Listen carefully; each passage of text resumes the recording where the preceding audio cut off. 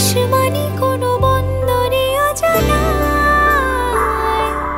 চোখ পড়লো যে তোর চোখে, বোবা কথাগুলো আজ ঠোঁটে, তোর হাতে রেখে হাত পা বাড়ায়।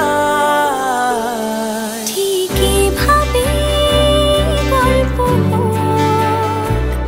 তোর দু চোখে রেখে চোখ, ঠিক এভাবে গল্প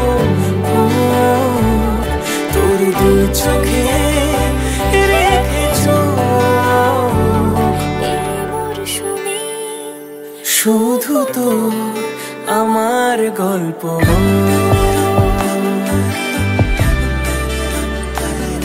এই মরশুমে শুধু তো আমার গল্প।